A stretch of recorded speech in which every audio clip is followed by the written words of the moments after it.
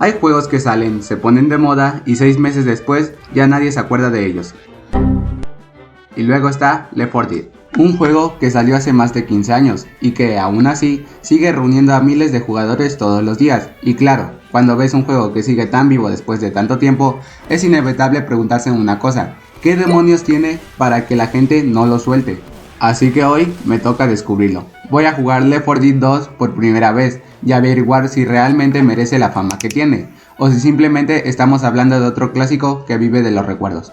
Así que prepárense, porque si algo aprendí de los primeros 5 minutos es que este juego no te da la bienvenida, te lanza directo al desastre.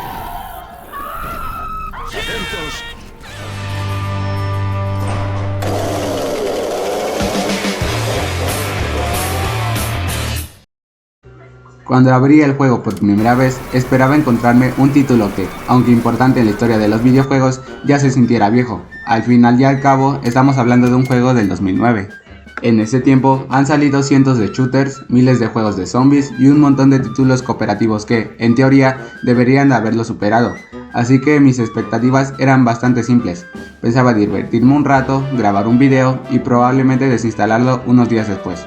Qué equivocado estaba. Bastaron unos cuantos minutos para darme cuenta que Left 4 Dead entiende algo que muchos juegos modernos parecen haber olvidado: no necesita perder tiempo.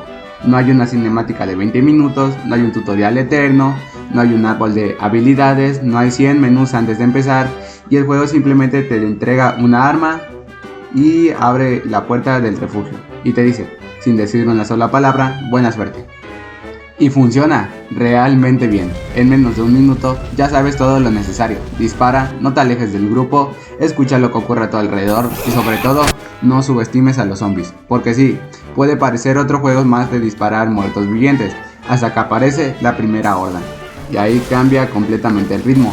De repente dejas de pensar en apuntar con precisión, ahora solo intentas sobrevivir. Los disparos empiezan a escucharse por todos lados, los compañeros gritan, los infectados aparecen desde ventanas, techos, callejones, y cuando por fin piensas que se terminó, escuchas otro grito, otra alarma, otra horda.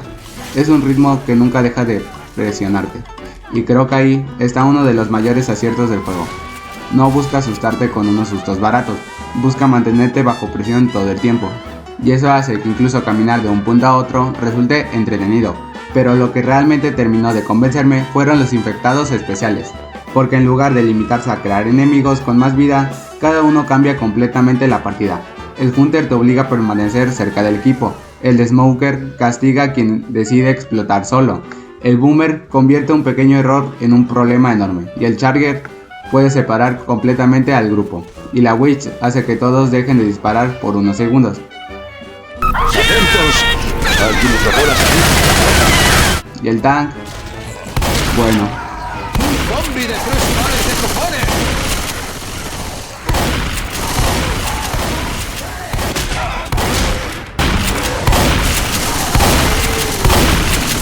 creo que cualquier persona que haya escuchado su música por primera vez entiende perfectamente el nivel de pánico que provoca. Y aquí pasó algo curioso. Aunque yo conocía a estos enemigos por videos, vivirlo es completamente diferente, porque no sabes cuándo aparecerán, no sabes desde dónde y mucho menos si tu equipo será capaz de reaccionar. Eso convierte algo tan simple como abrir una puerta en un momento de tensión. Pero si hubo algo que terminó sorprendiéndome fue el sonido, ya que puede parecer un detalle menor, pero no lo es. Después de unas cuantas partidas, empecé a darme cuenta de que casi podía identificar qué enemigo venía únicamente por el ruido. Por ejemplo, está el llanto de la Witch, la tos del Smoker, los gritos del Hunter, la respiración del tank. Todo tiene un propósito, y poco a poco dejas de mirar tanto la pantalla, para empezar a escuchar. Es uno de esos detalles que probablemente no notes durante los primeros minutos, pero cuando te das cuenta de ello, entiendes por qué la atmósfera funciona tan bien.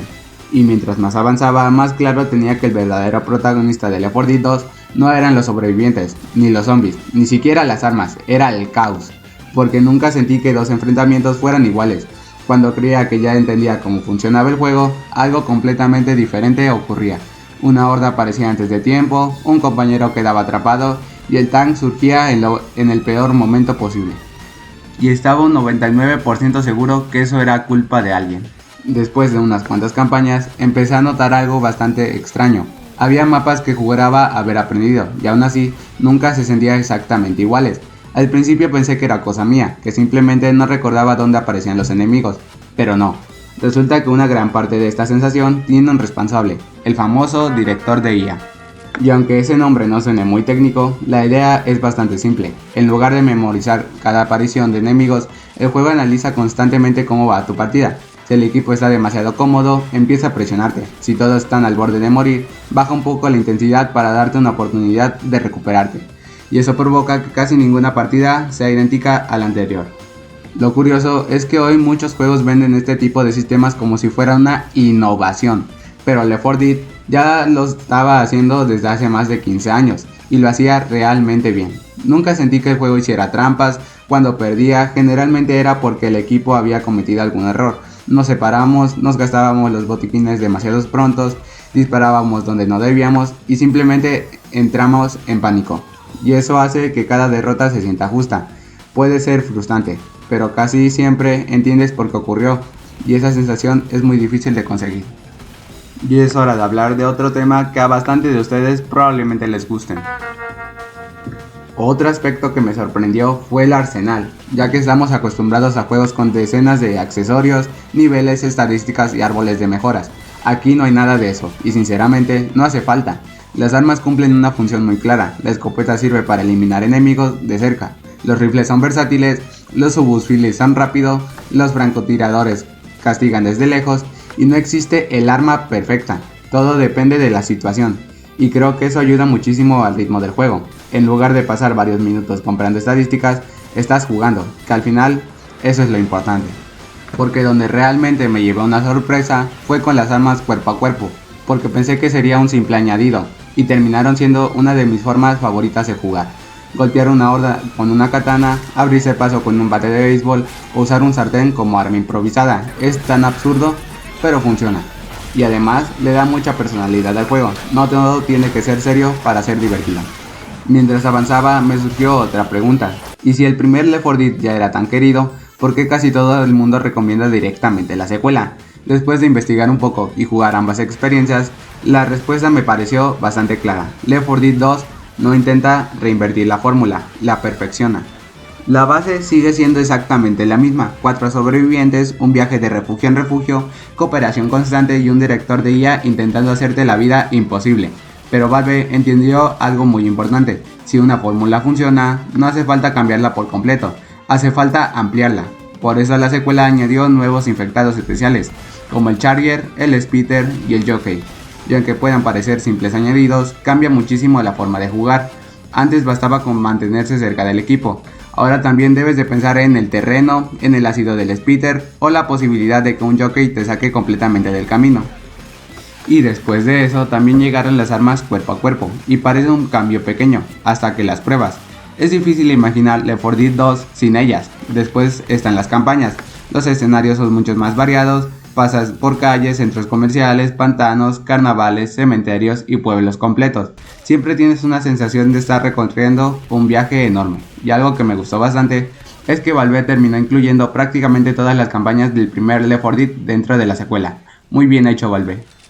Eso significa que comprar Left 4 Dead 2 es en cierto modo comprar la versión definitiva de la saga. Pocos estudios harían algo así hoy, probablemente venderían este contenido como 4 DLCs diferentes. Y ahora vamos con una pregunta bastante importante, porque una cosa es que el juego siga siendo divertido y otra muy distinta es que realmente haya envejecido bien. Visualmente sí se nota que pertenece a otra generación, las texturas son sencillas, las animaciones tienen algunos años encima y hay momentos donde el motor gráfico ya muestra sus limitaciones, pero curiosamente después de unos minutos dejas de prestarle atención, porque el juego nunca intenta venderte gráficos, te vende situaciones y esas siguen funcionando igual de bien. Y al final terminé entendiendo algo, Left 4 Dead 2 no se mantiene vivo porque sea perfecto, se mantiene vivo porque sus propiedades fueran correctas. Valve apostó por una jugabilidad sólida antes que por un apartado gráfico espectacular, y 15 años después, los gráficos envejecieron, la diversión no. Y esa diferencia es justamente lo que le separa a los juegos que simplemente fueron populares, de los que terminaron convirtiéndose en clásicos.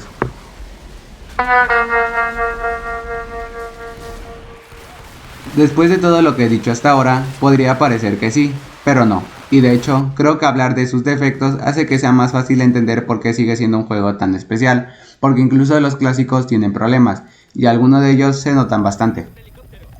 Voy a empezar por algo que seguramente cualquier jugador de Left 4 Dead ha sufrido alguna vez: los bots. Y no me malinterpreten, cumplen su función, disparan, te levantan cuando caes, te curan y en ocasiones hasta parecen bastante inteligentes. El problema es ese en ocasiones, porque también son capaces de quedarse mirando una pared mientras un hunter te está destrozando, o de atravesar una zona llena de ácido como si no existiera, o de ponerse junto enfrente a ti cuando te están disparando. Y sí, entiendo que estamos hablando de un juego del 2009, pero eso no hace que deje de ser frustrante. Y aún así tampoco creo que arruine la experiencia, simplemente te recuerda que Left 4 Dead 2 fue diseñado para jugarse con personas, y cuando consigues un buen equipo, el juego cambia por completo. Hay otro problema que me llamó bastante la atención, y está relacionado con el modo versus, porque aunque me parece uno de los mejores modos multijugador que he probado, también creo que es uno de los menos amigables para alguien que acaba de empezar. La mayoría de jugadores llevan años jugando, conocen los mapas de memoria, saben exactamente dónde atacar, dónde esconderse, dónde tener emboscadas, y eso provoca que un juego nuevo se sienta completamente perdido.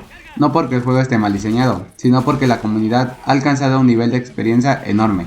Es como intentar aprender ajedrez jugando contra un maestro internacional, seguramente vas a perder, y muy rápido. Y hablando de jugadores, hay otro detalle que no podría dejar afuera: la comunidad. Porque tiene dos caras completamente distintas. Por un lado, encuentras personas dispuestas a enseñarte estrategias, recomendar campañas o simplemente pasar un buen rato. Pero por otro, también existen ese grupo de jugadores que parece haberse olvidado de que todos fueron nuevos alguna vez. Si fallas un salto, si disparas a la witch, si no conoces una estrategia, es posible que alguien quiera expulsarte de la partida. Y eso resulta bastante incómodo para alguien que apenas está empezando. Afortunadamente no todas las partidas son así, pero es un problema que sigue existiendo y creo que vale la pena mencionarlo. Y ahora llegamos a la crítica que probablemente hayas escuchado sobre este juego: es que ya se ve muy viejo. Y sí, es la verdad, nadie puede negar que los años han pasado, pero sinceramente después de varias horas jugando, creo que los gráficos son el menor de sus problemas, porque Left 4 Dead 2 entendió algo que muchos juegos actuales parecen haber olvidado: los gráficos impresionan, la jugabilidad permanece.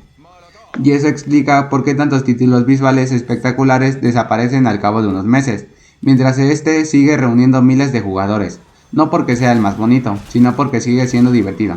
Y al final, eso es lo único que realmente importa. Y después de jugar las campañas, probar el modo versus, después de perder horas descargando mods, creo que por fin entendí por qué Left 4 Dead 2 sigue siendo considerado uno de los mejores juegos cooperativos de la historia. No revolucionó el género con gráficos increíbles, no necesitó un pase de batalla, no dependió de eventos semanales para mantener a sus jugadores, simplemente encontró una fórmula tan buena que 15 años después sigue funcionando. ¿Tiene defectos? Por supuesto, los bots siguen siendo un dolor de cabeza, el modo versus puede parecer muy duro para los nuevos jugadores, y algunos aspectos muestran claramente el paso del tiempo, pero ninguno de sus problemas consigue eclipsar lo que realmente hace especial al juego, porque muy pocos títulos logran algo que Left 4 Dead 2 consigue casi sin esfuerzo: hacer que quieras jugar una partida más, y luego otra, y otra, hasta que miras el reloj y te das cuenta que llevas 3 horas diciendo, esta es la última. Y creo que esa es la mejor crítica que puede hacerle a Left 4 Dead 2. No es un juego perfecto, pero sí es uno de esos juegos que entiendes exactamente qué significa ser divertido, y eso es mucho más difícil de conseguir de lo que parece.